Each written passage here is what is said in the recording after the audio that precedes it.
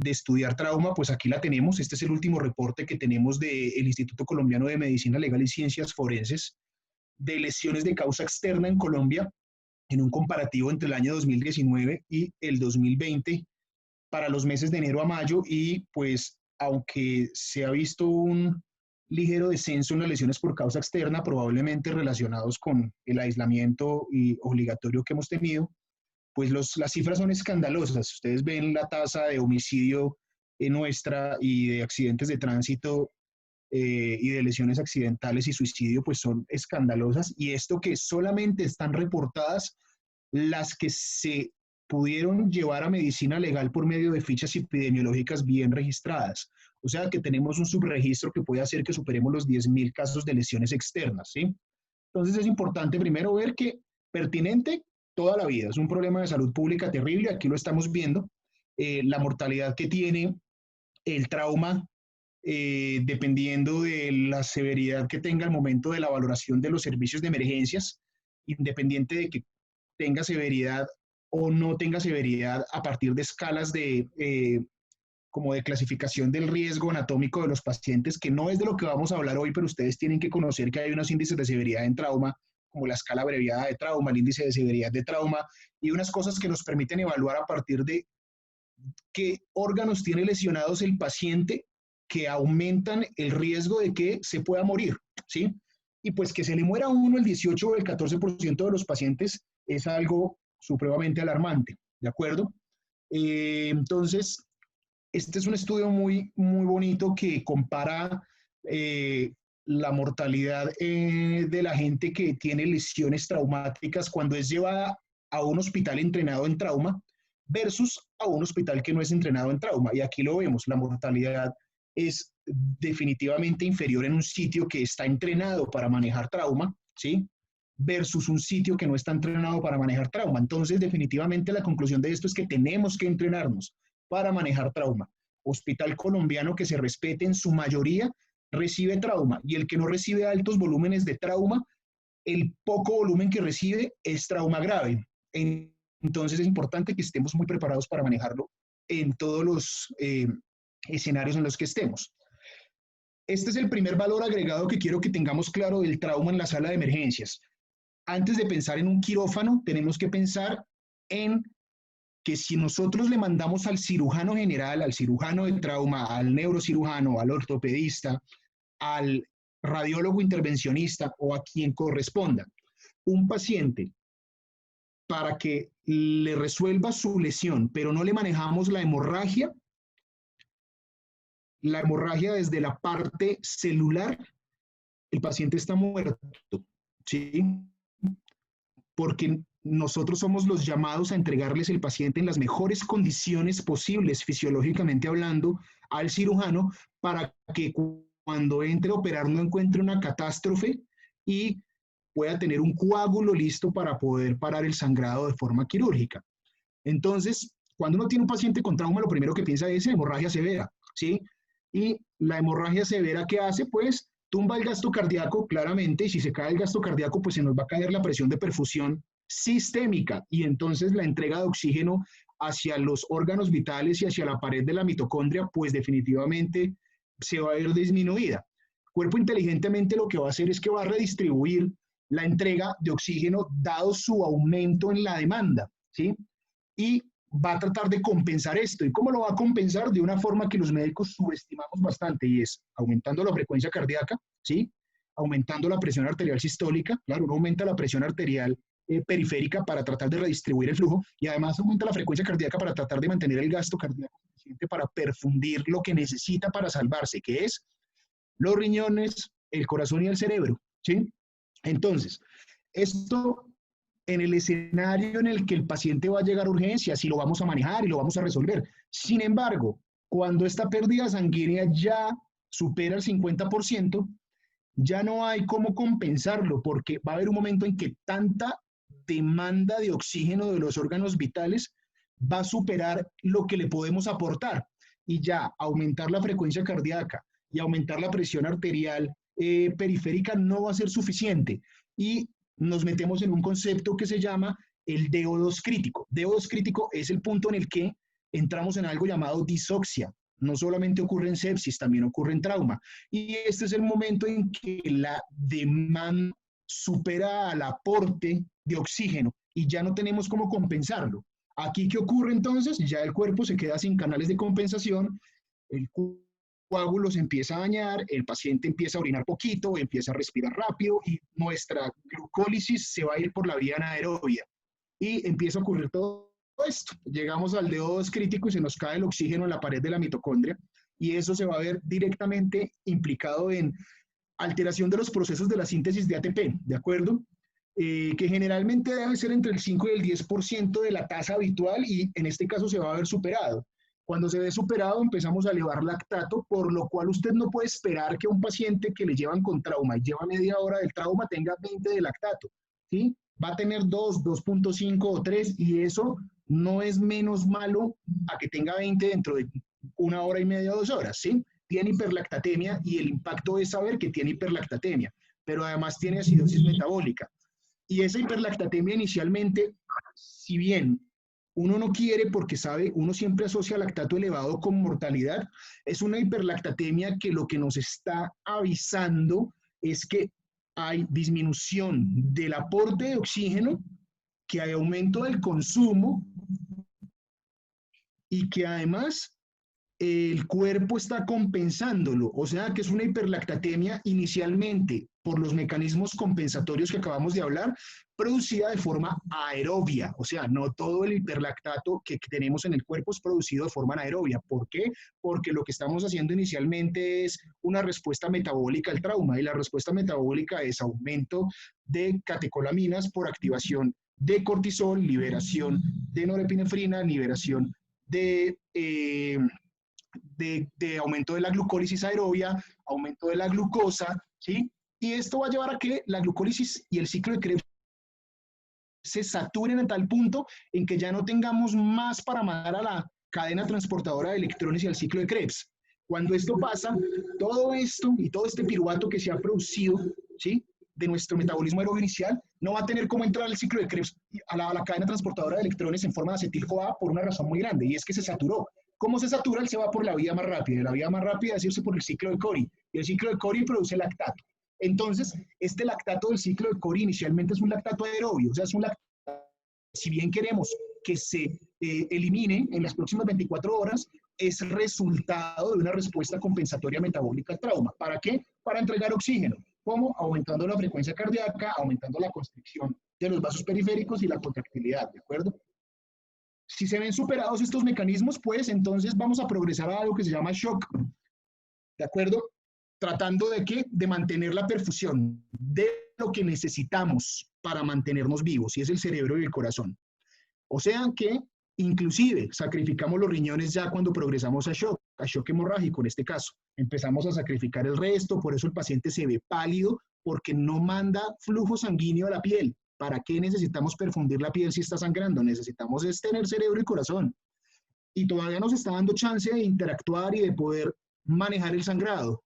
Pero si a pesar de eso no lo hacemos, pues persiste el shock, entonces el lactato que se inició de forma aerobia por el ciclo de Cori, por saturación de la cadena respiratoria, ya se va a empezar a producir porque no tiene cinética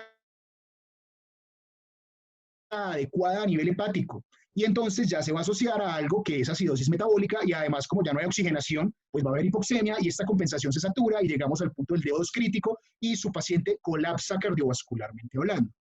El paciente en shock hemorrágico que tiene colapso cardiovascular tiene un grave problema y es que la primera causa de shock hipovolémico hemorrágico, porque pues hay shock hipovolémico no hemorrágico del paciente con diarrea, del paciente quemado, del paciente, bueno, una cantidad de cosas, pues es por sangrado hasta que se demuestre lo contrario.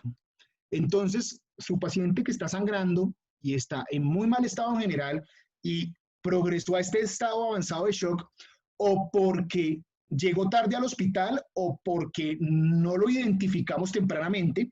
Vuelvo y digo, una enseñanza de esta conferencia es que el paciente con 140 de cardíaca, les juro, doctores, que no tiene 140 de frecuencia cardíaca porque tiene dolor, ¿sí? Entonces, el dolor da taquicardia, sí, y da taquipnea, pero 140 de cardíaca y 30 de respiratoria es un paciente que está mal perfundido y es un paciente que en 40 minutos lo van a tener que intubar y se les va a morir en la cara en la sala de reanimación y es lo que no queremos, ¿de acuerdo? Entonces, su paciente que progresa a shock, pues está haciendo espasmo vascular tratando de mantener el flujo sanguíneo suficiente para no tener que progresar a estados de shock irreversible, ¿de acuerdo? Y esto lo hace por medio de producción de factores humorales, activación de la cascada de la coagulación, el lugar donde está lesionado, donde le pegaron la puñalada, donde le pegaron el tiro, empieza a ser adhesión plaquetaria, hay como un proceso de edema en la pared vascular por la adhesión plaquetaria y ese edema pega y pega más plaquetas hasta que se forma el tapón de plaquetas. Ese es el orden cronológico de la situación. Y luego de esto, pues se forma un coágulo, ¿sí? Que en un trauma leve, en 2 horas estamos listos, ¿sí? Pero que en un trauma grave tenemos el coágulo en 20 segundos. Y ahorita vamos a entender la razón de por qué este coágulo formado en 20 segundos, con un bolo de 2.500 de solución salina de lactato de Ringer, lo barremos y terminamos empeorando el paciente. ¿Listo? Entonces, el tapón de plaquetas que termina convirtiéndose en un coágulo es la clave para no progresar a coagulopatía y a complicaciones mayores. Esta es una gráfica que es muy chévere porque involucra tanto los estadios del shock hemorrágico del Colegio Americano de Cirujanos y de Trauma, que ustedes conocen claramente y ampliamente, y muestra cómo a medida que usted sangra y redistribuye el flujo en el estadio 1 del shock hemorrágico, va haciendo mecanismos de aumento de demanda para compensar la entrega de oxígeno hasta que ya, cuando llega un shock hemorrágico estadio 3, usted cae en un punto en el que supera sus capacidades y entra en estado de D2 crítico. Cuando no tiene D2 crítico y empieza a hacer apoptosis de sus células y cae la presión superficial de oxígeno a la pared mitocondrial, su mortalidad es muy alta. Entonces es clave que tengamos en cuenta eso. Vamos a tener un concepto claro. El trauma en la sala de emergencias se resume en esta diapositiva y esto es el objetivo de esta conferencia. Reanimación de control de daños. La reanimación de control de daños no es solamente entrar a hacer empaquetamientos preperitoneales en el paciente que está sangrando, que claramente es muy importante, ¿sí? Pero que no va a servir de nada hacer el control de daños quirúrgico si ustedes no hacen un control de daños de la hemorragia y de la coagulopatía. Y el control de daños lo hacemos controlando el sangrado, y el sangrado se controla de cosas sencillas como poniendo unas compresas para que pare el sangrado. Ya, súper fácil, eso puede empezar desde la casa, ¿sí? Comprimir, hacer presión directa. Esa es la forma. Hipotensión permisiva, un concepto que está cada vez más en auge, que fue estudiado inicialmente en pacientes con trauma de torso, ¿sí? Pero que ha sido extrapolado al paciente con trauma grave, trauma múltiple, que no involucra trauma cráneoencefálico, porque no podemos reanimar con hipotensión permisiva a un paciente con trauma cráneoencefálico, porque con 60 o 70 de presiones arteriales medias o 90 de sistólica, no garantizamos 60 milímetros de mercurio de presión de perfusión cerebral. Y en un trauma craneoencefálico necesitamos 60 milímetros de mercurio de presión de perfusión cerebral mínimo, ¿listo? Pero hace parte de la triada del manejo de la reanimación de control de daños en la sala de emergencias. Y lo otro, que es en lo que más me voy a centrar, que es lo que salva vidas y es lo que hace que el cirujano tenga un mejor escenario en su quirófano, es evitar la coagulopatía. Y para evitar la coagulopatía hay cosas tan elementales como los protocolos de transfusión masiva o el uso de ácido tranexámico. Doctores, el uso de ácido tranexámico se considera buena para el paciente con shock hemorrágico asociado a trauma, es una mala práctica médica. Entonces eso ya no se puede discutir, es de las pocas cosas, junto con los esteroides que han demostrado, por ejemplo, los esteroides han demostrado claramente que matan la gente con trauma. O sea, de lo poco que sí está claramente demostrado, los esteroides matan en trauma y el ácido tranexámico tiene un impacto claramente positivo en el sangrado por trauma, tanto craneoencefálico como sangrado intratorácico, intraabdominal o de huesos largos. La triada mortal del trauma. Uno, la coagulopatía, que es lo central de esta conferencia. Dos, la hipotermia que tanto subestimamos, La temperatura que nunca le tomamos al paciente con trauma, hay que tomar la temperatura. O sea, si su paciente llega con 35 de temperatura, tiene hipotermia leve. Y esos 35 de temperatura, aunque parezcan una bobada, lo pueden matar. Entonces hay que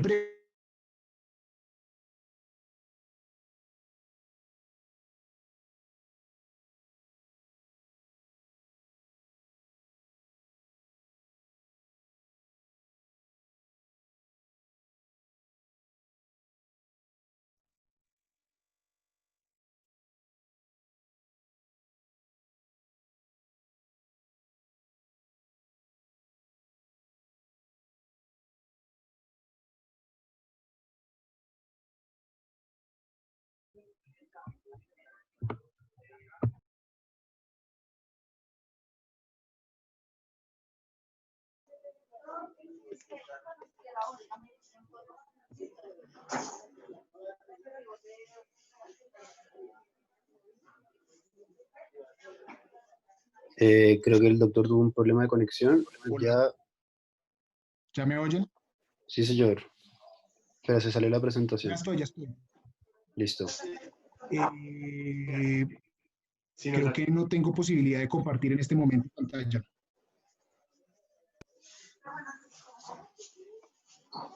Okay, seguro. Ya. ¿Hasta dónde me escucharon? Hasta lo de hipotermia. O sea, íbamos en esta misma diapositiva, ¿sí? Sí, señor. Listo. Entonces, lo que no queremos es coagulopatía, acidosis e hipotermia. ¿Listo? Entonces, ¿cómo vamos a reconocer el trauma grave en la sala de emergencias? Pues es lo primero que tenemos que hacer para poder manejarlo, reconocerlo. Y además, ojalá reconocerlo antes de que el paciente esté hipotenso. ¿Listo? Que ¿eso de qué depende? Del volumen, de la duración del sangrado, del volumen de la volemia, ¿sí? De que tenga procesos asociados, no sé, tan de malas el paciente que lo atropelló un Transmilenio y tenía infección urinaria, pues este paciente se va a descompensar rápidamente, se los puedo asegurar, o diabético, o anticoagulado, o es obeso, ¿sí? O tiene enfermedad coronaria, o es usuario de oxígeno, pues esto hace que la situación sea mucho más complicada. ¿Qué tenemos rápidamente para poder identificar a este paciente? Taquicardia, hipotensión. Hipotensión, si su paciente llegó hipotenso, les garantizo que lleva más de 2 horas sangrando. Entonces, angústiense bastante. Si lo ven taquicárdico y está hipertenso, están en el momento en el que ustedes pueden intervenir su paciente. Existe algo llamado el índice de choque, el índice de manejo del paciente con sangrado, y es simplemente una diferencia que es la frecuencia cardíaca sobre la presión arterial sistólica, una división. Si esta división les da mayor a 1, su paciente tiene choque hemorrágico compensado, y tenerlo compensado no lo hace menos susceptible a poder ponerse mal. Entonces, ese es el signo vital adicional que deben tener ustedes en estos pacientes con trauma. Si tiene estrechamiento de la presión de pulso, si tiene alteración del sensorio y no tiene trauma craneoencefálico, pues usted puede decir fácilmente, oiga, este paciente está hipoperfundido porque tiene el sensorio alterado. ¿Listo? Lo del gasto urinario es un poco más difícil porque no vamos a poder saber si orina 0.5 cc kilo hora cuando llegó el trauma, pero ustedes pueden extrapolar muchas cosas como de la percepción inicial que tengan del paciente, como los pulsos periféricos débiles. Si usted no tiene pulso radial, usted no tiene más de 90 de sistólica. ¿Listo? Aquí tumbemos un paradigma y es estudios, pero bastantes hay, que demuestran que el manejo del trauma grave, donde el líder de la reanimación es un cirujano versus que no sea un cirujano, o sea, ni siquiera un emergenciólogo, un médico general, un emergenciólogo, un médico de familia, un intensivista, cualquier persona no cirujana que esté entrenada en trauma, comparada con un cirujano, no tiene ninguna diferencia y no es inferior, ¿sí? O sea, todos tenemos que saber manejar trauma. No se mueren más los pacientes porque no haya un cirujano, se mueren más porque el médico que atiende al paciente no identifica el trauma y no lo puede manejar de forma oportuna. Y aquí vemos la proporción de sobrevida a las 3 horas y al momento del egreso, y son muy similares sin diferencias significativas. Y si queremos ir un poco más allá, es un poco más la sobrevida en el líder no quirúrgico, y esto puede estar muy asociado a la sensibilidad que tenemos en el manejo de la coagulopatía y no tanto en pasar el paciente rápidamente al quirófano. Voy a entrar, pongo trauma de tórax, pero es realmente toracoabdominal y del resto del cuerpo para hablar de la revisión primaria y meternos un poco en el ABCDE de la TLS, que si bien no es lo único para manejar el paciente con trauma, es un orden mental muy útil para ustedes poder abordar el paciente, para tener claridad en las decisiones que toman y para que no se confundan en lo que están haciendo. Es ABCDE e inclusive también está en artículos del año pasado reconsiderada como la de la CLS de reanimación cardiopulmonar como CABDE. ¿Por qué? Porque lo que va a matar a su paciente es el sangrado. Entonces ponen la C de primera para usted controlar el sangrado. Sin embargo, vuelvo y digo, esto ahorita no aplica, ni quita ni pone en el cambio del orden, porque esto es un proceso que ocurre simultáneo, porque debe haber un equipo de trauma. Un equipo de trauma que en la A busque que la vía aérea esté bien y que pueda restringir la columna cervical, que en la B busque las patologías que matan al paciente, que en la C paren el sangrado, que en la D protejan al paciente neurológicamente y que en la E miren si tiene alguna lesión oculta y si tiene hipotermia. ¿Listo? No me voy a detener aquí porque ustedes tienen esto más claro que cualquiera de nosotros. Entonces pongo dos flechas hacia arriba y hacia abajo porque es bidireccional, porque se hace constantemente y porque a medida que van ocurriendo las cosas se van solucionando. Posteriormente pasamos a la revisión secundaria. Cuando se resolvió la revisión primaria, uno tiene que ir resolviendo a medida que encuentra. Si va a ser la A y su paciente está para intubar, usted lo intuba y no pasa a la B hasta que no lo intube. Si llega a la B y en la B tiene un neumotórax a tensión, usted resuelve el neumotórax a tensión y no pasa a la C hasta que resuelva el neumotórax a tensión. Obvio, si tiene un neumotórax a tensión y la pelvis inestable, no va a esperar a poner el tubo para estabilizar la pelvis. Por eso digo que es algo muy simultáneo. Y en la revisión secundaria ya es un examen físico mucho más tranquilo, donde encontramos lesiones que pueden ser fatales, pero que dan mucho más tiempo para intervenir el paciente. Entonces ustedes en la A se pueden encontrar esto, ¿sí? Este paciente, pues, esta es la tomografía, pero ustedes lo que van a encontrar es el hematoma expansivo en el cuello. Y eso en la A quiere decir que ustedes tienen que intubar el paciente, ¿sí? Y lo intuban y lo resuelven. Esto es el trauma más fácil de identificar, definitivamente, ¿listo?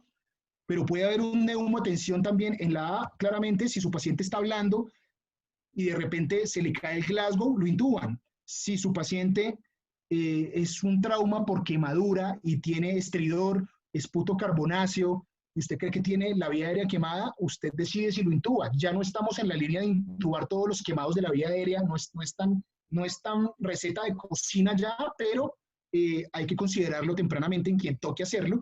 Se restringe la columna cervical y se restringe con un collar de trauma, ¿listo? Si usted no tiene cómo evaluar la columna cervical, pone un collar de trauma, no se discute, ¿listo?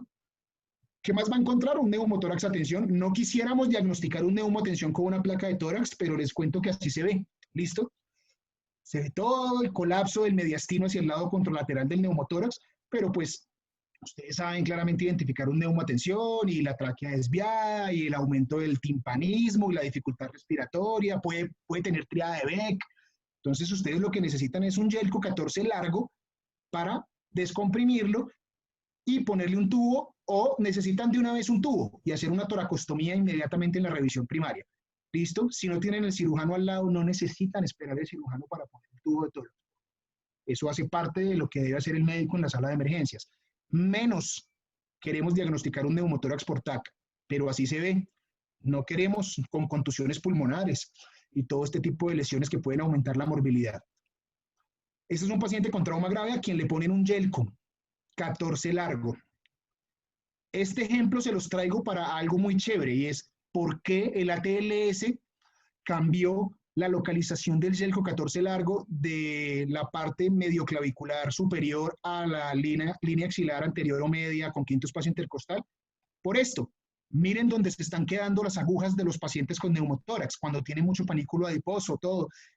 No tenemos cómo predecir y un alto porcentaje de estos neumotórax no se descomprimen, porque la aguja se va para todo lado, menos para donde se tiene que ir. Entonces, lo que vamos a hacer es simplemente ponerlo en un espacio donde vayamos directo a la pleura, ¿sí? A meternos directamente allá, y estos estudios demuestran que definitivamente, pues este lugar es el mejor para uno entrar directamente, y la línea medioclavicular definitivamente va a ser un poco más compleja porque se nos va a ir la aguja para donde no estamos buscándolo y se nos va a morir el paciente. Miren rápidamente este video. Esto es un video de una sala de emergencias por médicos de emergencias.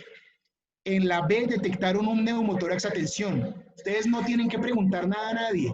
Piden un bisturí y ponen el tubo. Y si no tienen un equipo de toracostomía, necesitan una pinza, una Kelly o una Rochester o el dedo. No necesitan más.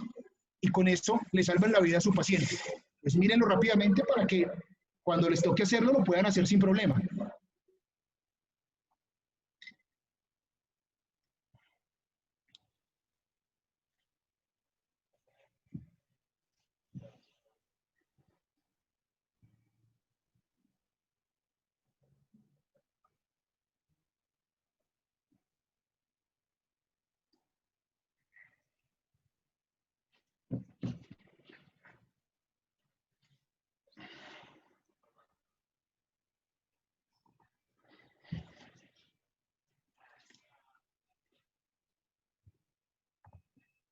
Y se salvó el paciente, doctores.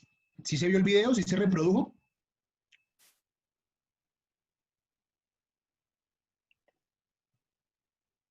¿O lo vi solo yo?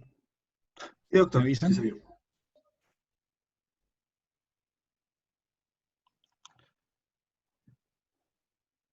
Ya me dijeron por ahí que sí se vio. Entonces, con eso salvan el paciente. ¿Qué más puede matar el paciente? Un neumotórax abierto. Un neumotórax abierto claramente evidente, porque es un orificio que tenga más de 2/3 el diámetro de la tráquea, ¿sí? Pues uno lo va a ver definitivamente porque sopla y porque el tener 2/3 del diámetro de la tráquea va a hacer que el aire se vaya por donde tiene menos presión. Entonces, ¿por dónde se va a ir? Pues por el orificio del tórax. Y con esta bobadita que les estoy mostrando, con este parche, ocluyendo 3 de los extremos y dejando uno libre para que cuando el paciente inspire y expire pueda tener presión negativa, como habitualmente lo tiene, y el neumotórax simple, el neumotórax abierto se vuelve un neumotórax simple, ¿de acuerdo? Y ponen esto en la ambulancia, en la calle o en el trabajo mientras ponen el tubo de tórax. ¿Qué otra opción tienen? Suturarlo en 2 minutos. Unos colchoneros rápidos, le ponen el tubo y luego le arreglan las suturas si la quieren hacer de cirujano plástico o si quieren hacer sutura de dermatólogo mega esteticista, pues entonces lo hacen, pero el trauma es para salvar al paciente y no para hacer suturas intradérmicas, entonces necesito que tengan eso muy claro. Eso puede matar al paciente. Videos por ultrasonido, valor agregado del médico de la sala de emergencias, el ultrasonido en la cabecera del paciente. No hay nada que hacer.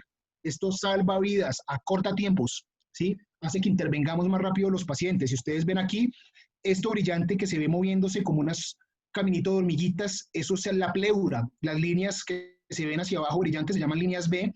Esto que se ve arriba es como tejido adiposo y entre cada pedazo de pulmón y pleura hay costillas. Y esto que se ve aquí, que se llama el modo M, es como el signo de la playa. Si ven las olas arriba y la arenita aquí abajo, no me voy a detener, no es una charla de ultrasonido, pero esto es un pulmón normal, ¿sí? Esto es lo que uno debe ver normalmente en un pulmón. Cuando usted tiene un neumotórax, mire la diferencia. Mire que esta línea brillante que se movía como un caminito, no se mueve completa, se mete aquí por debajo de esta otra. ¿Qué quiere decir? Que se mueve un pedazo de la pleura y el otro pedazo no se mueve. Y este puntico, donde se encuentran que se ven diferentes, se llaman punto pulmonar. Punto pulmonar es sinónimo de neumotórax por ultrasonido. Y si miran el modo M, ya no hay signo de la playa, ya hay arena, puras olas. Quiere decir que su paciente tiene algo en el pulmón. Esto es un diagnóstico ecográfico de neumotórax, ¿de acuerdo? Entonces esto es claro. Mire, hay muchos estudios de ultrasonido versus placa en trauma. Y el rendimiento del ultrasonido a la mano izquierda tiene un área bajo la curva cercana a 1 y de la radiografía de 0,94, que es muy bueno. ¿Qué quiere decir esto? Que ustedes con ultrasonido pueden tomar decisiones sin esperar una placa, decisiones de que tiene un hemotórax, decisiones de que tiene un neumotórax, decisiones de que tiene contusión pulmonar, decisiones de lo que quieran tomar en trauma. ¿Listo? Tórax inestable, el tórax inestable ya saben que se volvió una lesión fatal cuando se asocia a contusión pulmonar. El tórax inestable es muy evidente. Hay una definición arbitraria de las 2 o 3 fracturas contiguas en 2 sitios diferentes, pero esto no es tan estricto. Cualquier inestabilidad del tórax, así sea con dos fracturas nada más, que tenga el paciente se considera tórax inestable. Entonces, si usted ve que tenga discordancia toracoabdominal, la respiración no sea fácil y tenga contusiones, usted puede decir que tiene un tórax inestable, porque lo importante es el segmento flotante y eso es lo que hace que le duela mucho, que respire poco, porque respira superficial por el dolor, hace atelectasias y una atelectasia encima de una contusión pulmonar es neumonía. Y neumonía es ventilación mecánica y eso es un paciente muerto. Entonces, la clave del tórax inestable es manejar el dolor. Ojo, las costillas se pueden operar. Hay unas indicaciones muy puntuales, poco se hace, pero hay indicaciones de fijar las fracturas costales. Y un tórax inestable es una de esas pocas indicaciones. No se hace de rutina, pero se puede hacer y está descrito. ¿Qué debemos hacer? Manejar el dolor. Manejar el dolor en trauma es manejar el dolor en serio. No es manejar el dolor con dipirona, ni con acetaminofén, ni con morfina. Usted tiene que manejar el dolor en trauma con algo que aparte de que funcione rápido, tiene que ser muy potente. Y lo único que funciona muy rápido y muy potente que tenemos en urgencia se llama fentanil. Entonces, hay que quitarnos ese paradigma de que el pentanil es para intubar, que qué miedo, y quitarle el dolor a la gente, o por lo menos a mí, si me llegan a atender con trauma en algún momento, por favor pónganme fentanil, porque en serio quiero que se me quite el dolor. Y ustedes ponen de 25 a 50 microgramos en bolos, tal cual como poniendo de 0,3 a 0,6 de hidromorfona o de 3 a 6 de morfina.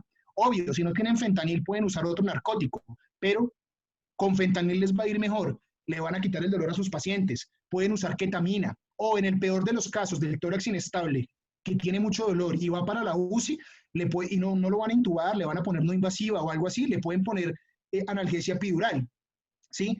¿No impacta en la mortalidad? Sí, probablemente no. Y además tampoco impacta, como ven acá, en estancia hospitalaria, ¿de acuerdo? Pero sí disminuye el tiempo de ventilación mecánica. Y eso es clave. La ventilación mecánica per se aumenta las complicaciones y la mortalidad. Entonces, ojo, quitemos el dolor al paciente con trauma.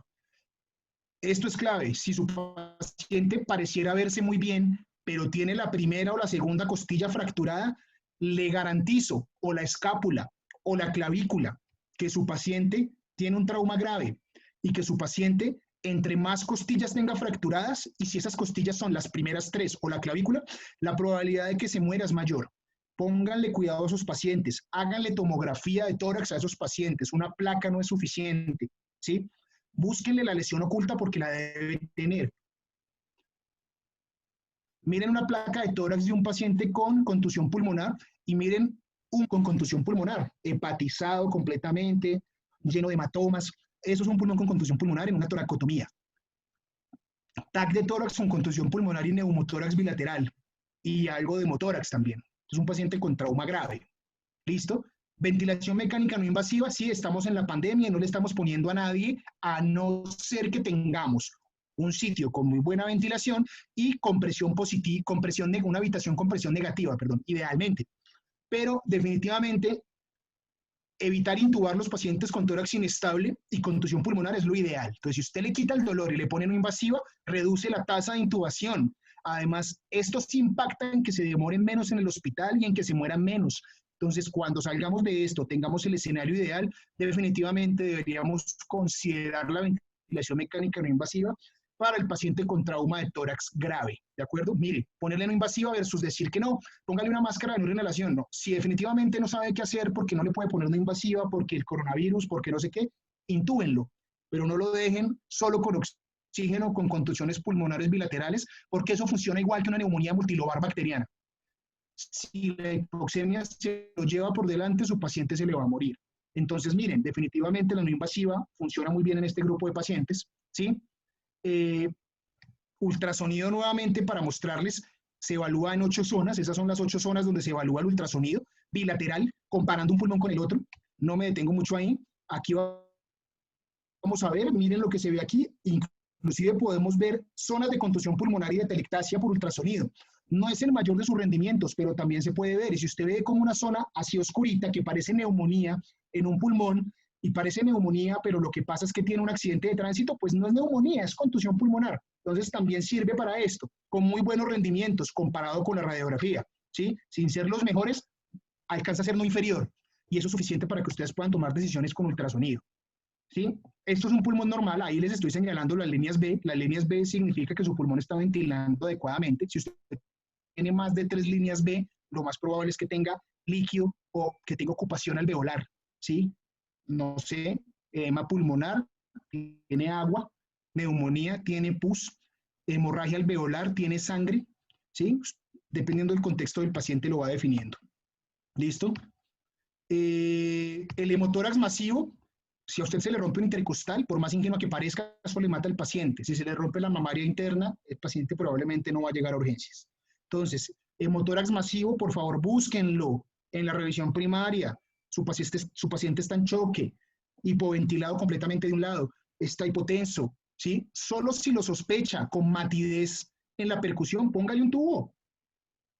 Usted no tiene que esperar nada y lo salva. Mire la placa del hemotórax masivo. Bueno, este sí lo puede diagnosticar por placa, pero rápido, porque la placa hace parte del anexo de la revisión primaria. Y usted le pone un tubo y su paciente se salva. Ojo, poner el tubo no es una receta de cocina. Miren los fiascos que pueden pasar. Tubo de tórax con perforación hepática.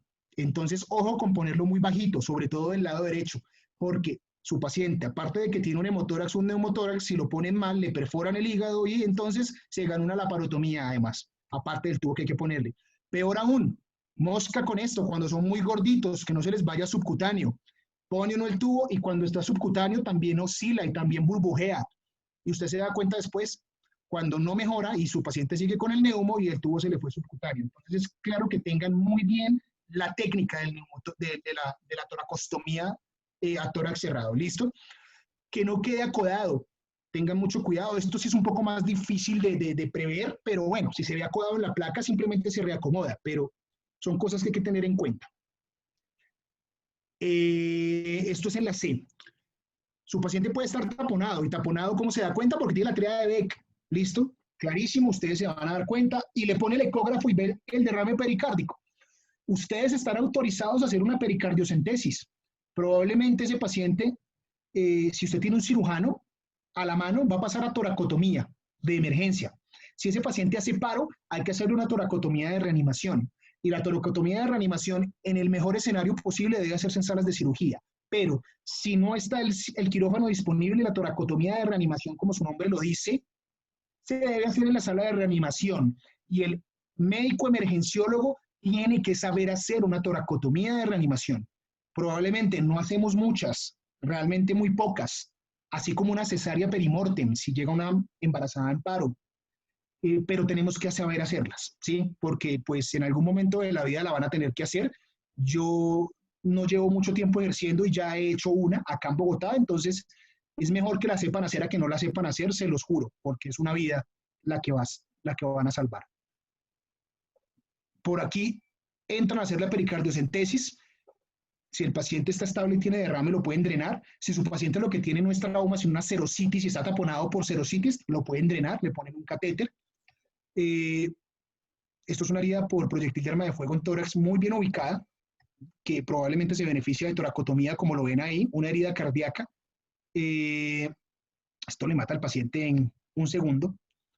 Y aquí vamos a empezar a ver imágenes de ultrasonido con derrame pericárdico, como lo ven acá, la imagen hipoecóica al lado del ventrículo derecho y del izquierdo es sinónimo de derrame pericárdico, y en la radiografía de tórax el clásico signo en bota de el corazón, de la silueta cardíaca con aumento del tamaño mediastinal, así esté tomada portátil en el contexto de trauma, es derrame pericárdico o trauma de la aorta hasta que se demuestre lo contrario. Miren neumomediastino, neumopericardio en un paciente con trauma, ¿sí? Y vean esto tan curioso. Le pegaron un tiro al paciente que les mostré ahorita en el tórax. Este es el proyectil. Miren esto. En la placa se ve el proyectil, en la TAC se ve el proyectil. Esto funciona como una fibrilación auricular. Su paciente está en sinusal. Hay que operarlo rápido, porque si no pasa esto, emboliza la bala. ¿Y qué le da? Un infarto. Ojalá no nos vaya a pasar eso. Los pacientes hay que operarlos y sacarlos el proyectil cuanto antes. Lo operaron, le sacaron el proyectil, pero quedó con un infarto. O sea, grave problema. En un FAST extendido, miren cómo el corazón baila en el derrame pericárdico, en las dos proyecciones que estamos viendo ahí. Inclusive en la del lado derecho, miren ya cómo hay constricción y la sístole no es tan efectiva y su paciente ya debe estar taponado con clínica clara de taponamiento cardíaco. Usted le hace un electrocardiograma a un paciente con derrame pericárdico y taponamiento cardíaco y mire lo que va a encontrar, alternancia eléctrica, unos QRS muy altos, unos no tan altos, y eso va a hacerles pensar que su paciente tiene derrame pericárdico en el contexto de trauma. La prioridad no es hacerle un electro a un paciente con derrame pericárdico, pero si lo tiene, lo puede definitivamente sospechar. Esta imagen es muy bonita, de un derrame pericárdico y un corazón bailando completamente en el derrame pericárdico. ¿Listo? Este no es de un paciente con trauma, este es de un paciente con serositis. Por eso es que da tiempo de tomar esa imagen así. ¿Listo? La utilidad de hacer ultrasonido para detectar derrame pericárdico definitivamente está súper avalada. Hay que hacerle. Esto nos demuestra este estudio. Y ustedes dirán, uy, pero pericardiocentesis en la sala de reanimación, sí, hay revisiones sistemáticas que definitivamente nos muestran como esta, que muchos de los pacientes con derrame pericárdico que se les hace pericardiocentesis se ahorran una toracotomía. ¿Sí? Algunos van a toracotomía también, sí, pero la sobrevida de estos pacientes suele ser muy buena. Entonces, anímense, porque de la parte, o sea, la medicina de emergencias toda es muy emocionante, desde ver bien un vértigo o ver bien un dolor de oído, porque hay que saberlo ver bien, ¿sí? No son recetas de cocina. Pero cuando le llegue esto, que es lo más taquillero, también hay que saber resolverlo. ¿Listo? Un trauma toracoabdominal penetrante. Entonces, un trauma pélvico gravísimo con trauma genital. Así llegan los pacientes, doctores. Se ve muy fuerte, pero pues así llegan. Trauma pélvico, ¿sí? Con fractura de pene. Y usted, además de hacer de hacer líquido de ultrasonido de pulmón y de saco pericárdico, pues le hace el FAST completamente extendido y encuentra que tiene líquido libre. Miren la imagen hipoecoica, hígado, riñón, el famoso espacio de Morrison con líquido libre, y eso en trauma se llama hemoperitoneo. Una imagen mucho más bonita del espacio patorrenal con una lineecita negra aquí entre el hígado y el riñón, hemoperitoneo. ¿Listo? Ojo con la pelvis. Una pelvis inestable. Las maniobras de libro abierto, libro cerrado y presión suprapúbica recomendadas de rutina, hay que tener cuidado con ellas, porque a veces cuando ustedes hacen, sobre todo con el libro abierto, cuando usted hace el libro abierto, que es la última que debe hacer, haga primero el libro cerrado y luego la presión suprapúbica. Si su paciente tiene hematoma o le duele bastante o crepita, no le haga más maniobras, porque si usted le hace sangrar las hipogástricas, y su paciente se le puede morir. ¿Listo?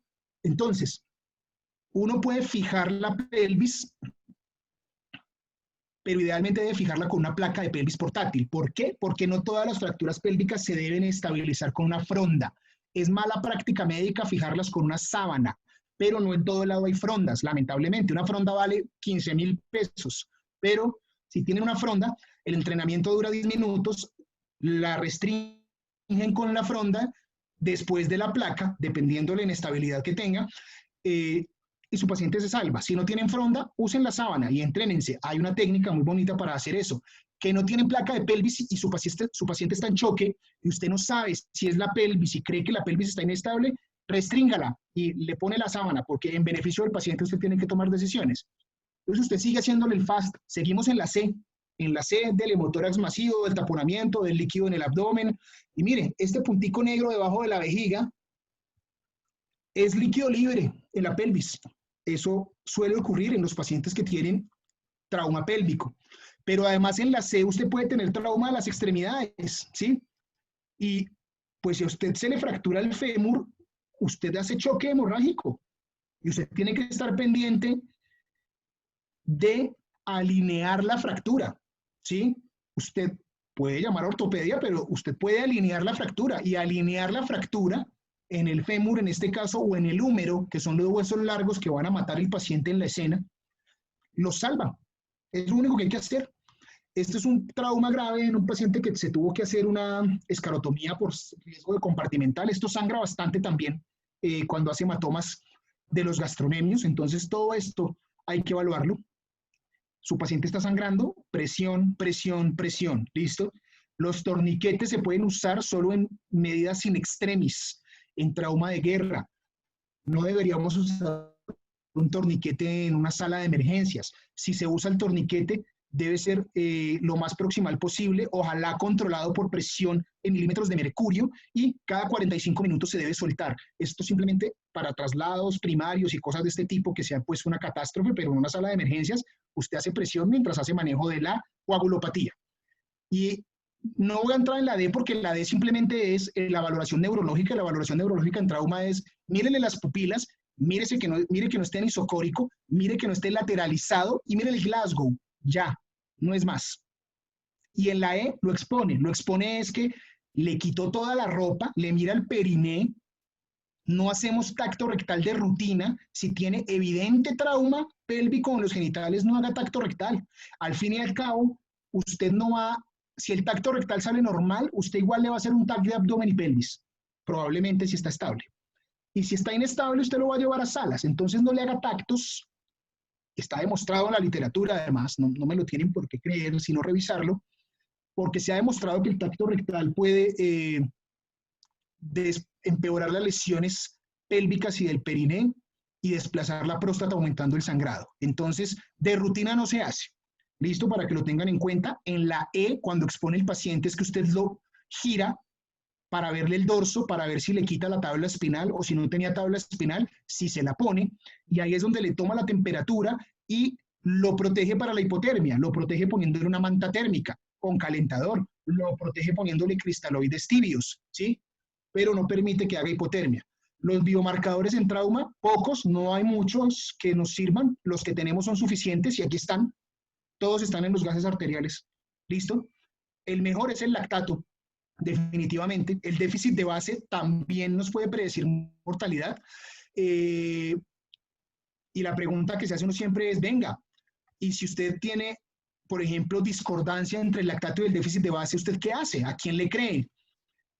Pues doctores, según lo revisado en la literatura, no le debe creer al lactato. O sea, se los muestro acá, miren, la mortalidad, el rendimiento del lactato elevado y el rendimiento del déficit de base, ¿sí? Más sensibilidad, y mírenlo acá. Si usted tiene un lactato y un déficit de base normales, su mortalidad en trauma es cercana al 10%. Si usted tiene un lactato normal y un déficit de base elevado, su mortalidad sigue siendo cercana al 10%. Si usted tiene un lactato elevado y un déficit de base normal, su mortalidad sube al 15%. No es que ignoren el déficit de base, pero definitivamente, si su marcador alterado es el lactato, a ese es el que le van a creer. ¿Listo? Ojo, hay mucha gente que le gusta el análisis de gases arteriales por la teoría de Stuart y la diferencia de iones fuertes, muy rico, muy bonito y todo el cuento, pero no es superior a medirlo por Henderson-Hasselbalch, y no estamos en reanimación en el momento, en trauma, de estar jugando a hacer diagnósticos muy finos de acidosis metabólica cuando lo que queremos ver es si el paciente se va a morir o no. Que el déficit de base medido en la sangre arterial o sangre venosa o el lactato, el rendimiento es el mismo. No, doctor, que los gases salieron venosos, no importa. Ya ahorita en un rato miramos la oxigenación. El lactato y la base déficit medida venosa o arterial se correlacionan bien. ¿Listo? Tengan eso claro.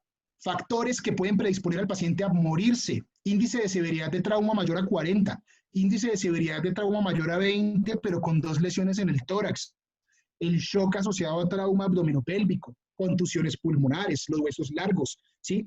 aquí hablan de presión en cuña de la pulmonar, pero pues claramente no vamos a hablar de eso ahorita porque pues no se hace en trauma, el trauma craneoencefálico severo, la coagulopatía, la hipotermia, la acidosis, que su paciente necesite transfusión masiva, definida como más de 10 unidades de glóbulos rojos en 24 horas o la mitad de la volemia en las primeras 4 a 6 horas, ¿sí? O 4 unidades de glóbulos rojos en 1 hora, pues está en transfusión masiva. El paciente se puede morir, que llegue inestable, que haga coagulopatía. Todo eso lo puede matar. Metas de reanimación, identifique el sangrado, ¿listo? Haga la revisión primaria salvando todo lo que pueda matar a su paciente, interviniendo agresivamente con un equipo de trauma que idealmente debe tener un cirujano, claro, idealmente debe tener un médico de emergencias y un cirujano, con ortopedia al llamado, ¿sí? Que si no tiene un cirujano debe tener un médico de emergencias que pueda resolver todo, con una enfermera muy hábil en trauma, con un banco de sangre que tenga listos los hemoderivados. Limiten el uso de cristaloides. Vamos a ver por qué. Y mantenga la cinética del lactato en trauma. A diferencia de la sepsis, lo que busca es que el lactato esté normal en las primeras 24 horas. Si su paciente llegó con 3 de lactato, debe estar normal en 24 horas. Pero si su paciente llegó con 15 de lactato, debe estar normal en 24 horas. Estos son los parámetros fisiológicos o anatómicos que pueden predisponer a estar mal. No me voy a detener aquí. Ustedes pueden revisar índices de trauma, que es una cosa muy utilizada por los cirujanos y que ayudan bastante. Quiero entrar ya para terminar en el manejo final del paciente. 1, restaurar el volumen intravascular. 2, mejorar la oxigenación que se nos dañó desde el comienzo cuando se nos metió en disoxia el paciente y se cayó en DO2 crítico. Limitar la pérdida de sangre. Todo es simultáneo. Todos son los anexos. Presión directa si está sangrando. Clampeen vasos sangrantes. Si ustedes ven el vaso sangrando, clampeenlo. Suturen las heridas que puedan salvar. Torniquete solo en los escenarios que les dije. Estabilicen la pelvis. Y todo lo de las lesiones fatales de la revisión primaria. Quiten el dolor. Fentanil de primera línea. Hidromorfona, morfina pueden usar. Sí, ketamina. Claro que pueden usar ketamina. Es muy bueno y además los disocia. Y ojo con la intubación. Intubar a un paciente con trauma no es tan fácil. Es una vía aérea difícil anticipada. ¿Anticipada por qué? Porque usted ya sabe que va a ser difícil de intubar, ¿sí? Si es anticipada, tome todas las precauciones del caso para que su paciente no se le muera en la intubación. ¿Cómo lo hace? Con una secuencia de intubación rápida con doble chequeo. Doble chequeo quiere decir que usted ya tiene el plan B. Y el plan B, en este caso, es una vía aérea quirúrgica. Quirúrgica es que si no tiene el cirujano al lado, el emergenciólogo tiene que tener la capacidad de hacer una cricotiroidotomía quirúrgica, no percutánea, quirúrgica. Y todas las salas de reanimación deben tener un equipo de crico. Entonces, hace el primer intento y si usted ve que está muy difícil,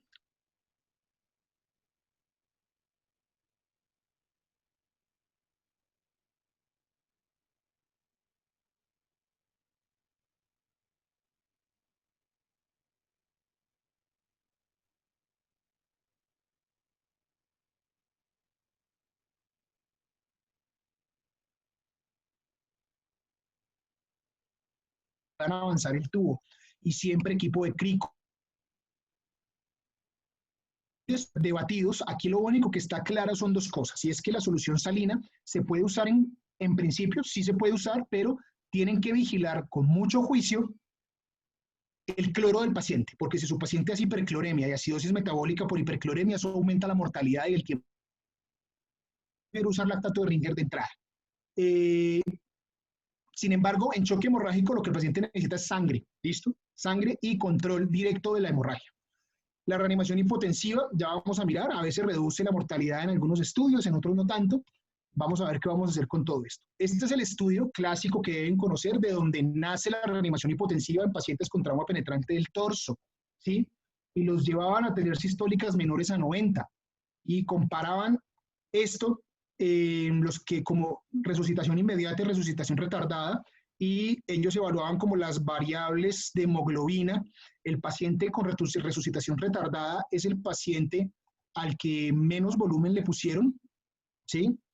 Y la hemoglobina y el tiempo de protrombina del paciente con resucitación retardada se prolongó menos que en el paciente que se le puso más volumen. De entrada, beneficio. ¿Listo? ¿Qué más se puede ver? Y es que se le pone mucho volumen a los pacientes cuando vienen prehospitalarios, miren, generalmente llegan con 1 litro de cristaloides adentro, ¿sí? 1,5 litros. Entonces es clave preguntarle siempre al médico que lo trae o al enfermero cuánto le ha puesto de cristaloides, porque le han puesto 2 litros, ¿de acuerdo? Y cuando usted revisa la sobrevida de los pacientes y la estancia hospitalaria, a los que se les puso menos volumen les fue mejor. Entonces de aquí extrapolamos todo esto y miramos más estudios de comparar pacientes con trauma grave y hemorragia con sistólicas de 100 o de 70 y el tiempo hasta la hemostasia. Y estos que son los que tuvieron sistólicas más bajitas respecto a los que se les subió un poco más la presión, se murieron un poco menos o no fue inferior en alguno de los casos, sin ser estadísticamente significativo, pero deja un planteamiento interesante. Cuando evalúan la reanimación hipotensiva para reducir requerimiento de transfusión masiva, morbilidad y mortalidad, ya viéndolo como presión arterial media de 50 o de 65 milímetros de mercurio, hay una tendencia clara que de pronto se transfundan menos los pacientes con reanimación hipotensiva. Entonces, miren esto, por ejemplo, los pacientes que se tuvieron con presiones medias más altas murieron más en la UCI respecto a los que no. Probablemente el que tuvo reanimación hipotensiva murió más en el quirófano y esto puede estar sesgado porque son pacientes que llegan en choque y llegan en muy mal estado general. Requirieron más vasopresores los pacientes que tenían reanimación con presiones medias de 65, claro, porque si la meta es más alta, es mucho más fácil que uno le quiera poner vasoactivos. ¿Listo? Entonces, la reanimación hipotensiva es una muy buena estrategia para combatir la coagulopatía y hacer control de daños no quirúrgico. Esto es Ringer versus Salina. Realmente, por lo de la acidosis hiperclorémica, la cosa funciona un poco mejor para el lactato de Ringer. A mí lo que me interesa de los cristaloides es este estudio. Por favor, no llenemos de cristaloides el paciente con trauma. Si ustedes ven, cuando ustedes ya tienen más de 1,5 litros de cristaloides adentro, la probabilidad de que su paciente se muera es mucho mayor, tanto en adultos no mayores como en adultos mayores. Entonces, por favor, restringamos el uso de cristaloides. Restringamos el uso de cristaloides, es clave. Hay personas que usan solución hipertónica en bolos. No es inferior a los cristaloides. Simplemente la utilidad de la solución hipertónica para reanimar pacientes con trauma es ahorrar volumen en paciente con falla cardíaca descompensada, en paciente con una fracción de eyección deprimida, en paciente que tenga SDRA, en paciente que esté en protocolo de transfusión masiva. Usted podría poner bolos y evaluar la respuesta y no es inferior a los cristaloides, en este caso lactato de Ringer, pero sí disminuye las complicaciones asociadas a la sobrecarga de volumen. ¿Listo? Los coloides, no usamos gelatinas, no usamos hidroxietil starch y no usamos albúmina en trauma. Aumenta la tasa de terapia de reemplazo renal. No me detengo ahí, eso está demostrado, no lo vamos a hacer hasta el momento, ¿listo? Si usted mira los coloides independientemente les va peor, si los compara con cristaloides les va peor, si mira la albúmina les va peor, entonces en el mejor de los escenarios no reduce mortalidad, pero en otros aumenta las complicaciones. Entonces, nada, estos son metaanálisis de las gelatinas y de los coloides que dicen que se mueren más los pacientes y hacen más falla renal aguda. Claramente se ve en este metaanálisis, como lo podemos ver aquí. La albúmina en el estudio SAFE definitivamente mostró que los desenlaces son peores al lado de la solución salina en el brazo de trauma cráneoencefálico y en el grupo de pacientes críticos de otros tipos de trauma. No estamos hablando del brazo de sepsis, que es el de la discordia. Existen las soluciones transportadoras de oxígeno, que son los sustitutos de hemoglobina libre. Esto no es muy utilizado, no está muy disponible en todo lado, la evidencia es bien limitada y aumenta el riesgo de infarto en pacientes con choque hipovolémico. ¿En quién se puede considerar? En los pacientes testigos de Jehová o que tengan alguna restricción de ser transfundidos. Los vasoactivos siempre serán una medida de salvamento, doctores. Siempre que usted pone un vasopresor, le va a aumentar la mortalidad a su paciente. Siempre. Quiere decir, ¿por qué? Porque su paciente está tan grave que tocó ponerle un vasopresor. Probablemente se va a morir. Entre noradrenalina y dopamina, la dopamina da más arritmias, ¿sí? Y eso está en el estudio DOSE, ¿sí? Y eso se extrapola a trauma. No es un estudio para trauma, pero da más arritmias, entonces el de elección es noradrenalina. Que no hay noradrenalina, que está agotada en Colombia. Usemos dopamina, ¿sí? hay vasopresina, hay epinefrina. La epinefrina tiene unas complicaciones grandes, sobre todo por sus efectos alfa-1, que deberíamos tener ahí. Lo dejo para que lo averigüen. La naloxona tiene un efecto claramente que puede mejorar la presión arterial en pacientes con shock. Esto es off-label y esto no está recomendado, no lo hacemos, pero es interesante que lo sepan. Miren la tendencia de los estudios de demostrar cómo le va de mal a los pacientes en mortalidad con norepinefrina. ¿Sí? No con norepinefrina, con vasopresores, en el contexto de choque hemorrágico, ¿listo? En trauma. Entonces, antes de poner vasopresores, porque primero vamos a poner reanimación hipotensiva, pues antes pongamos los pocos cristaloides que podemos poner y luego los hemoderivados. Aquí seguimos demostrando lo mismo y nos vinimos a lo más importante, la coagulopatía. No queremos hemodiluir el paciente, restringamos los cristaloides. La fibrinolisis está alterada. Buena práctica médica poner ácido tranexámico, siempre. Ya veremos cómo.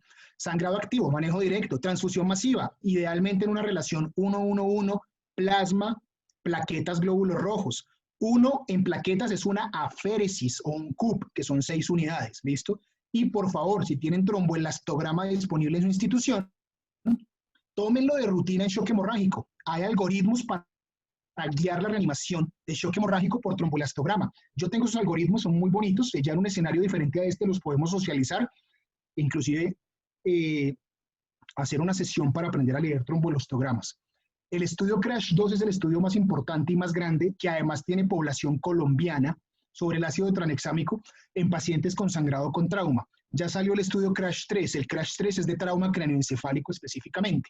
Ambos estudios, como lo pueden ver acá, son claros en demostrar el beneficio del uso de ácido tranexámico en paciente con sangrado por trauma, ¿sí? No hay nada que hacer, les va mejor. ¿Cómo se usa el ácido tranexámico? 1 gramo endovenoso que se debe poner antes de las 3 horas de su paciente haber llegado, idealmente del trauma. La hora 0 nuestra es cuando el paciente llega. Y se debe repetir la dosis a las 8 horas, son 2 dosis. Se ha demostrado que disminuye el tamaño del sangrado. Por favor, es buena práctica médica. No sirve. Si usted va a poner el tranexámico a la hora 4 o a la hora 5, ya no está haciendo nada.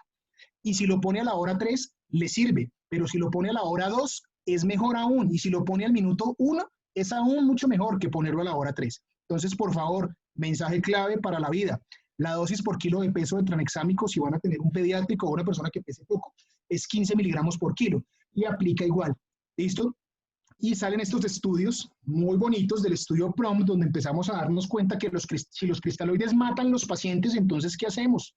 Si no le puedo poner más de 1,5 litros, ¿por qué no le ponen un bolo de 1000? Y luego le deja 100 cc hora y ya 2000 en 1 hora y media. Este estudio nos ratifica que el uso temprano de hemoderivados, específicamente de plasma, o sea, factores de la coagulación,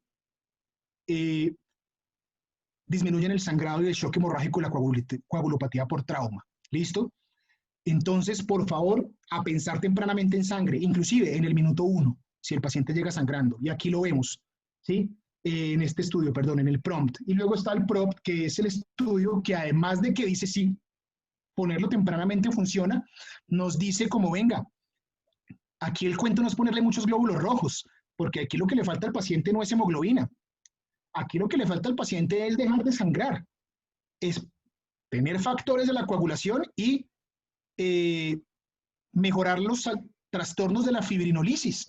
Entonces se evalúan si poner relaciones 1-1-1-1-1-2 impacta y definitivamente nos inclinamos en este momento y las recomendaciones actuales es transfundir 1-1-1.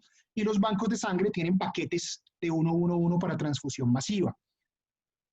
¿Qué recomiendan las guías ahorita que es muy chévere si lo tienen disponible? Existen las ampollas de fibrinógeno. El fibrinógeno se puede poner en forma de crioprecipitados, sí, pero hay ampollas de fibrinógeno, ¿sí?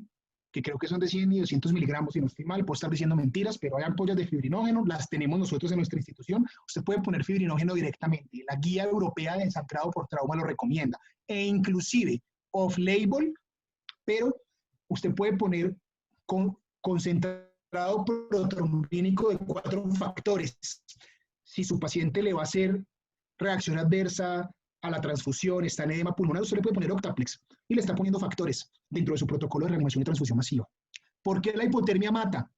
Pues aquí lo ven. Miren, en hipotermia leve, que es 35, 32 a 35 grados, su paciente ya no le funcionan las plaquetas, ya el coágulo no se forma de forma tan firme, valga la redundancia, o sea, va a aumentar el sangrado. Neurológicamente se altera, su paciente ya no tiene buena oxigenación, tiene hiperreflexia, aumenta el consumo de oxígeno, y esto en hipotermia leve. Imagínense moderado severa. Entonces, por favor, clave, por eso hace parte de la triada letal.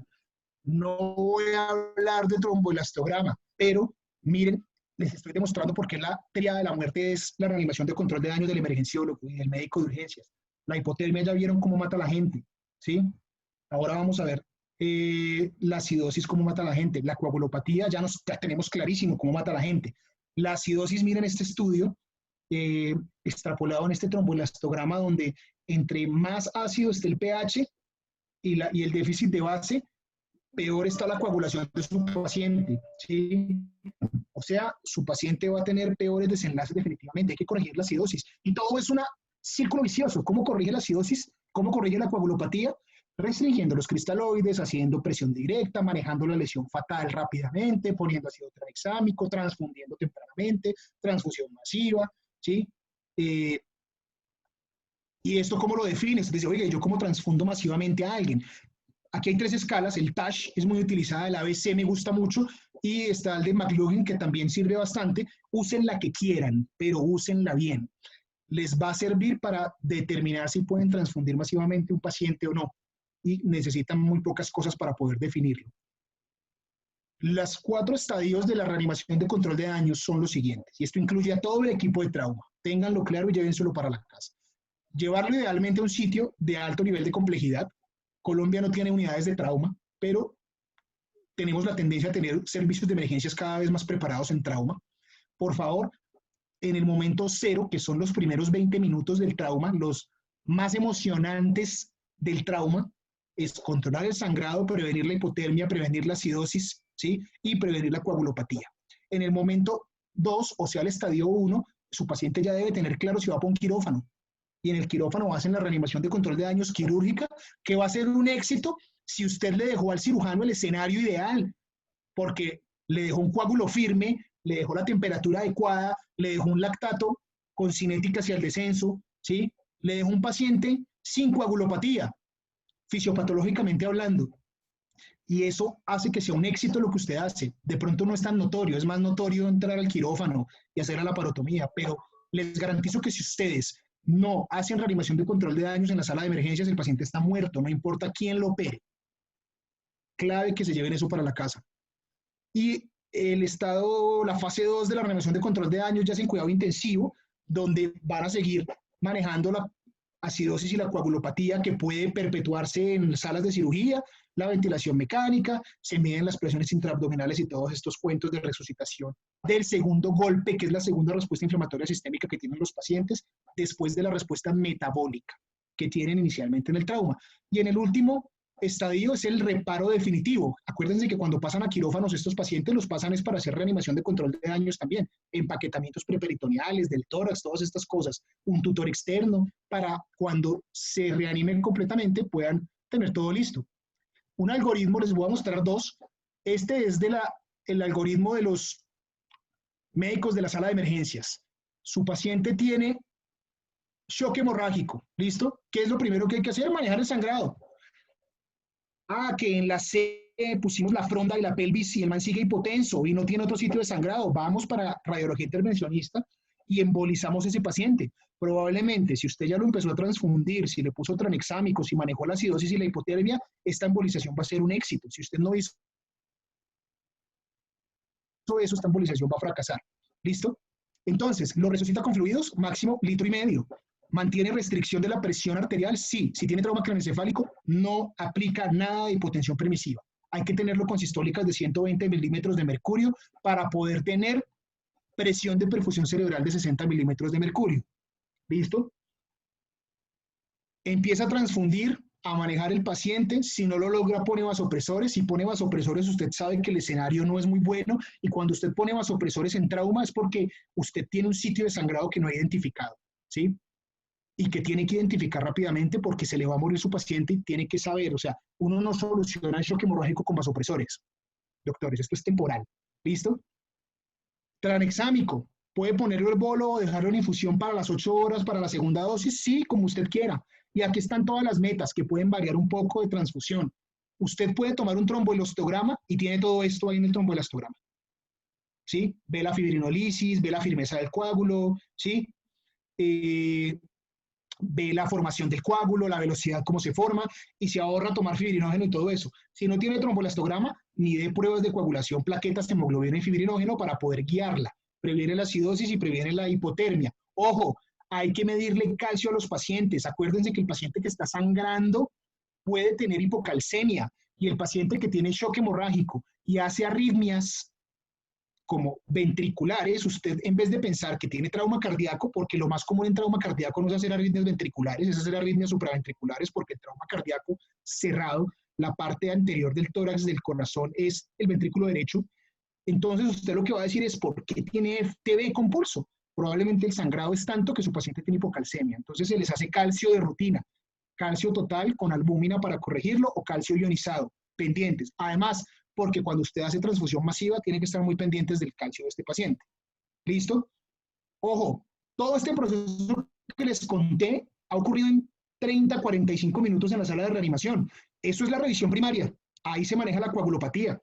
¿En qué momento nos vamos para tomografía? Cuando se acaba la revisión primaria. La revisión primaria se acaba cuando pone el tubo de tórax, cuando hizo el FAST, cuando paró el sangrado, cuando ya puso el tranexámico. Ahí se va para imágenes, para hacer anexos ya de la revisión secundaria, que está de cráneo, de columna, tórax abdominal, lo que usted considere. Por eso esta charla no es de eso, porque esta charla es del paciente que se nos va a morir en la sala de emergencias, ¿sí? Entonces, algo muy bonito. Llega el paciente con trauma que llega en paro. Con esta termino. Si su paciente llega en paro y le dieron reanimación cardiopulmonar, ¿sí?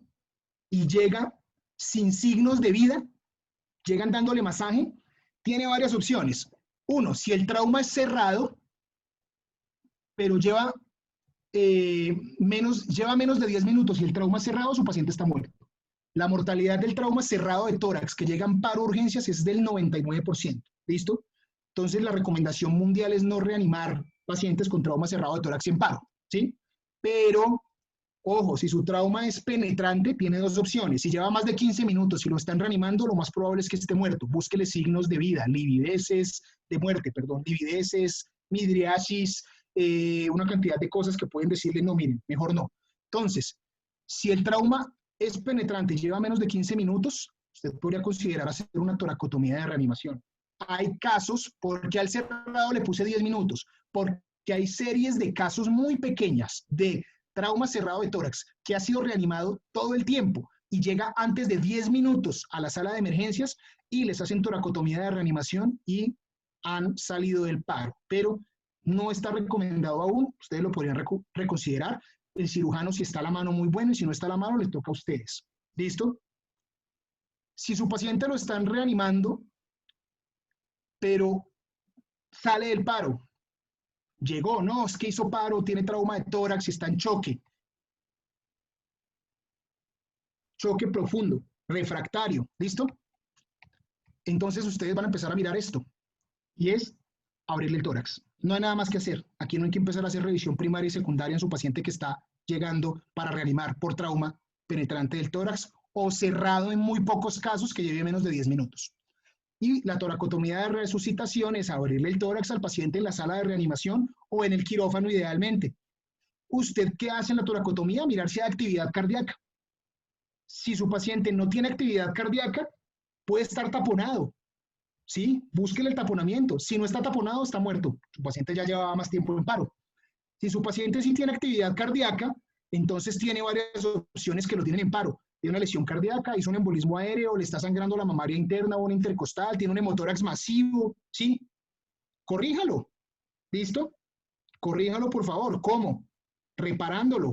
clampeando los cilios pulmonares, clampeando la aorta, controlando el sangrado para clampear las intercostales. Usted lo que está haciendo es control de daños. Usted abre, eso no tiene que quedar bonito. Usted necesita unas pinzas, las manos para clampear y a alguien que con la mano de masaje cardíaco. Y así se va para el quirófano para que continúen la cirugía y lo cierren.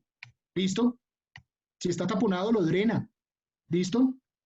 Cuando tengas sistólicas menores a 70, después de clampear los cilios, clampea la aorta. Puede ser con los dedos. Es una experiencia supremamente agresiva, pero es una de las competencias que debe tener el médico de emergencias y que idealmente se debe hacer en quirófanos, sí, pero si ustedes revisan, los estadounidenses y los europeos la hacen donde caiga, porque el paciente se está muriendo. ¿Por qué? Porque viene en paro, porque viene en choque profundo periparo. Entonces usted tiene que tomar decisiones. ¿Listo? Con eso termino. Les muestro un video de una toracotomía de reanimación hecha en una sala de emergencias para que vean la angustia que es y lo divertido que es a la misma vez. Un momento. Se me fue. Ahí está. Con eso terminamos. Voy a adelantar.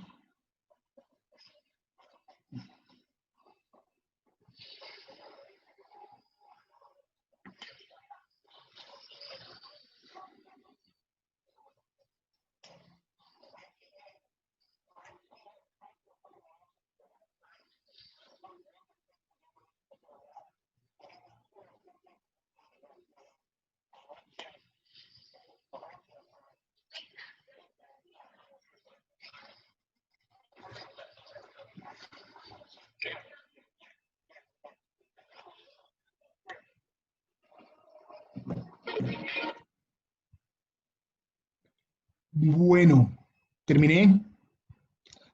Literal me demoré mucho, pero pues es que el tema es taquillero y me emocioné. Entonces, pues muchas gracias a todos por participar.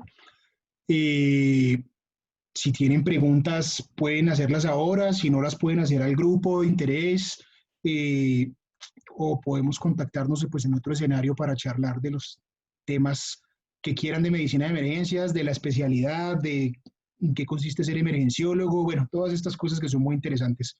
Espero les haya gustado y les haya quedado claro. Ahí Doctor, les por dejo. supuesto, muchísimas gracias por la charla, por la revisión. Realmente creo que fue muy interesante y de mucha utilidad para todos.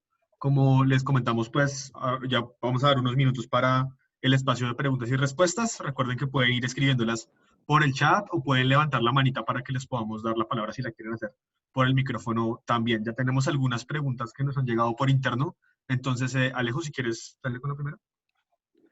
Doctor, primero, pues muchísimas gracias por la charla. Comparto lo mismo que Juan David, estuvo muy buena y pues darle gracias a todos que están acá asistiendo.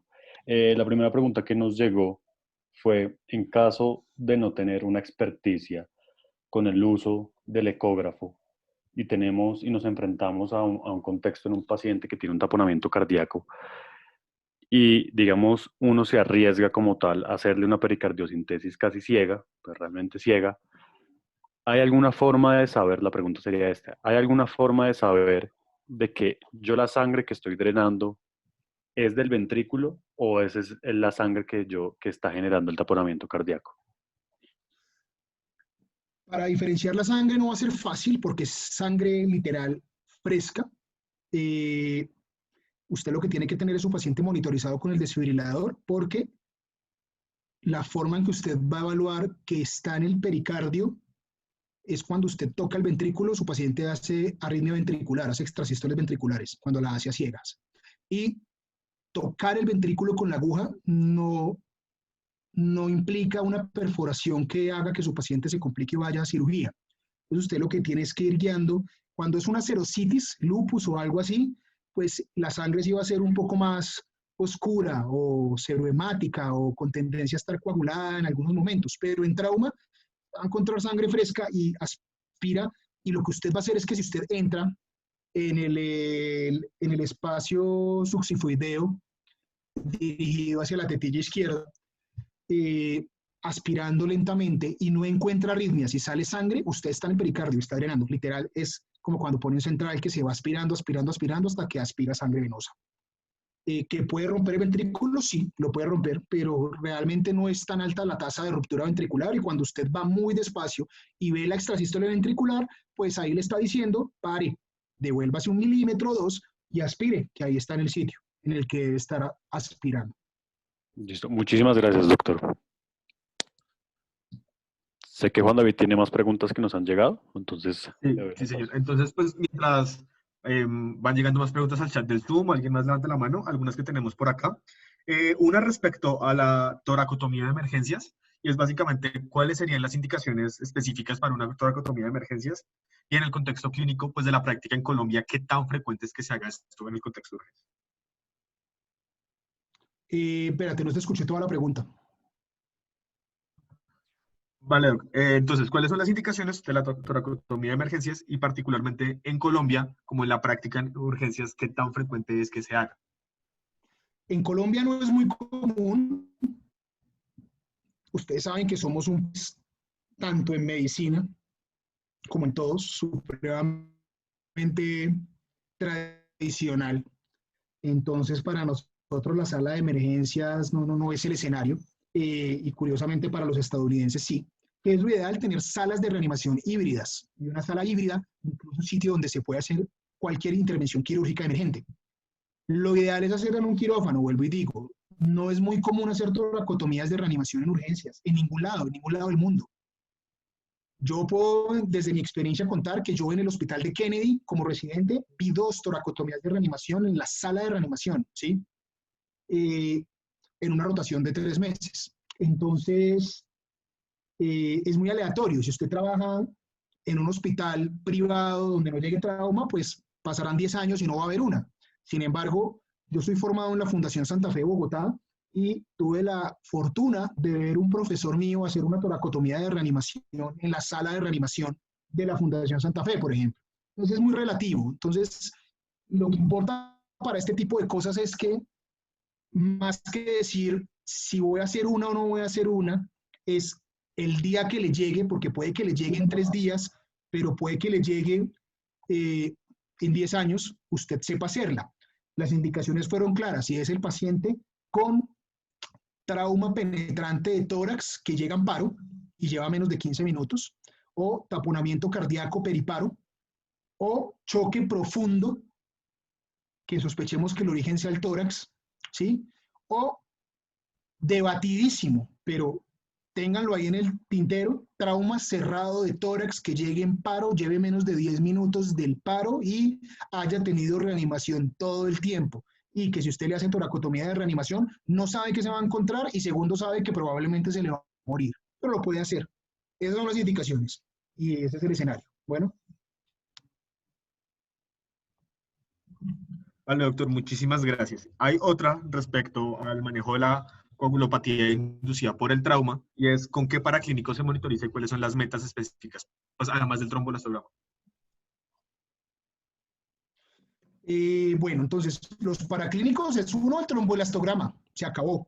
Ya tengo por aquí, más luego lo hablamos, ya tenemos una persona candidata que me escribió por el interno para ofrecerse a hablar de tromboelastograma dentro del grupo de interés, entonces es una buena propuesta para darle continuidad a esto. Entonces, tromboelastografía definitivamente es lo ideal, pero no está en todo lado disponible. Entonces, uno debe pedirle siempre un hemograma a estos pacientes, niveles de fibrinógeno, debe ver las plaquetas, la hemoglobina, las pruebas de coagulación, y con eso va a monitorizar usted qué necesita su paciente. Con las pruebas de coagulación va a ver si necesita factores, con el fibrinógeno va a ver la fibrinolisis, con la hemoglobina va a ver qué tantos glóbulos rojos necesita, con las plaquetas va a ver indirectamente la firmeza y la adhesión del coágulo plaquetario, ¿sí? Y con eso es que usted va a guiar qué va a hacer con su paciente. Idealmente más de 100.000 plaquetas, podemos tolerar 50.000, idealmente más de 100 de fibrinógeno o 1, dependiendo si está en litros o decilitros. La hemoglobina de su paciente no es un predictor de nada. Si usted tiene un paciente sangrando con 16 de hemoglobina, lo tiene que transfundir. No, es que no tiene anemia, no, y no tiene anemia ahorita, pero usted, una persona que le sangra la pelvis y tiene 16 de hemoglobina y le transfunde 10 unidades de glóbulos rojos, 10 de plasma y 2 aféresis de plaquetas, le toma una hemoglobina y salen 10. Imagínense donde no hubiera transfundido. Entonces, es algo muy dinámico y el tromboelastograma es muy bueno por eso, porque es en tiempo real y nos dirige la transfusión. Nos dice qué le falta al paciente. Si le faltan factores, le pone factores. Si el problema es la fibrinolisis, le trabajamos en la fibrinolisis, ¿sí? En cambio, con los otros estamos a veces muy a ciegas porque es indirecto, entonces nos tiramos a protocolos de transfusión masiva poniéndole todo al paciente. ¿Listo? Vale, muchísimas gracias. Definitivamente estaremos al pendiente de esta programación para hablar de tromboelastograma en el grupo y invitadísimos todos. ¿Cómo? Si quieren participar.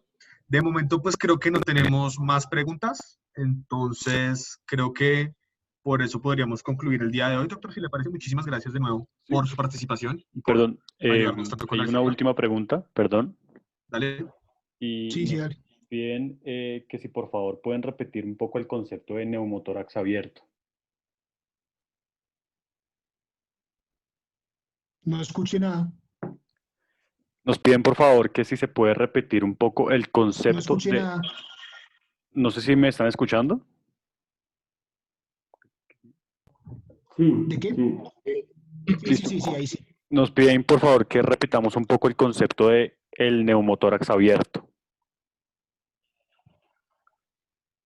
Ok, neumotórax abierto se llama abierto porque el principio es que el aire, idealmente el aire va a ir por donde menos presión tenga. Uno respira y se va por la tráquea.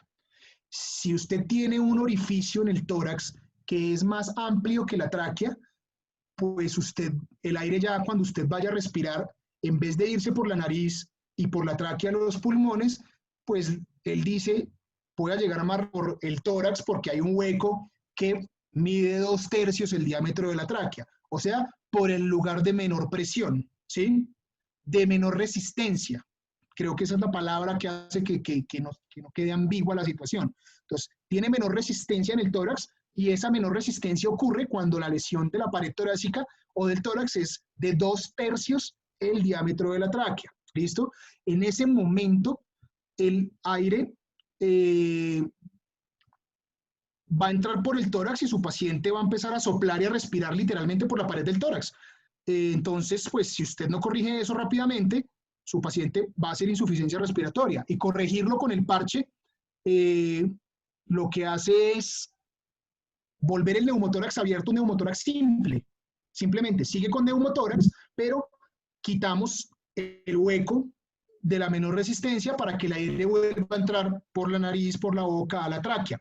¿Cuál es el diámetro de la tráquea en un adulto? Más o menos de 16 a 18 milímetros. 2/3 esa medida es lo que uno espera que el tórax tenga en el paciente. Ojo, no es exacto. Si no tiene 2/3 el diámetro de la tráquea, pero sopla y su paciente respira mal, es un neumotórax abierto. Acuérdense que pues, vemos enfermos y no enfermedades. Entonces, ténganlo claro. ¿Listo? Listo, doctor. Creo que eso ya sería entonces la última pregunta. Entonces, pues de nuevo, muchísimas gracias a todos los asistentes por la participación y al doctor, pues por tan excelente revisión. Muchísimas gracias a todos. Recuerden que estará subido en nuestro canal de YouTube y está disponible todo en nuestras redes sociales también para que estén muy pendientes. Entonces, pues nada, muchísimas gracias. Hasta luego.